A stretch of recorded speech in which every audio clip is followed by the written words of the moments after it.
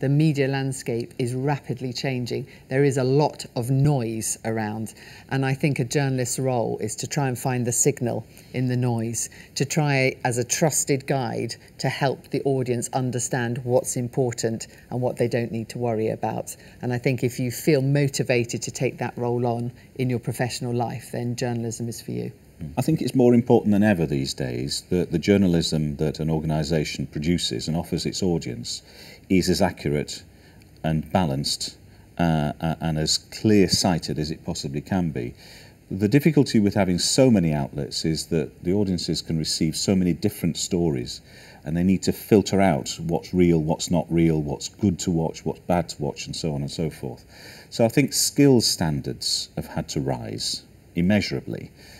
We've always had great journalists, we've always had great writers in the past, but the pressure on them now to turn over so much more is meaning that their ability to spend time on their journalism is being squeezed all the time. And one of the key values, certainly, of the BBC's journalism is that it's pinned in accuracy. Truth and accuracy is one of the biggest journalism values. So when people say to us, well, what about speed?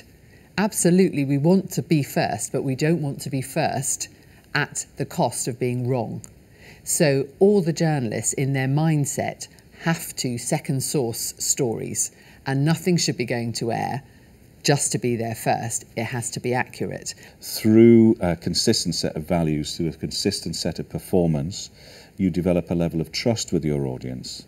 And so that, you know, you have a situation where a story is breaking out and their instinct is to turn to you for the truth. And actually, because you've got that level of trust, because you've developed your relationship, chances are you're getting material from them that you can weave into your output that adds to the whole story coming through.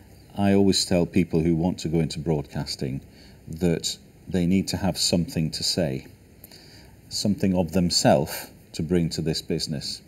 And if you're not there to say something, you know, that you really believe in, that you can reinterpret, that you can add to the sum total of our conversations, and it's probably not the job for you. So you're not here to be a processor.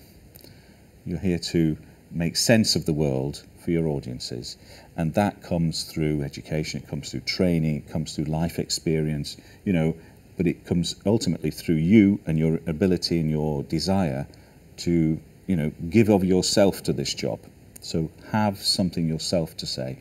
Don't just be a robot. And although one is full of sort of fear and doubt, and things fall down, interviewees fall down, it's quite a sort of full-on way to spend your day. When you achieve it, there is nothing like the high of actually getting your programme out and doing a good programme. And you can't do that every night. But I do remember a day when a plane overshot the runway in our region and landed on a motorway near the cars. And it happened just as I was about to go off shift. And I thought, gosh, nothing more can happen, surely not. But that day, we had about 8 stories, which individually would have been the lead story in the programme, but all 8 happened in one day. And it was the most phenomenal experience to be part of a team that it's probably the best programme we've ever done, not because of what we did, but because the news that day was absolutely exceptional. And I think if you get a buzz from that sort of broadcasting, then you're in the right business.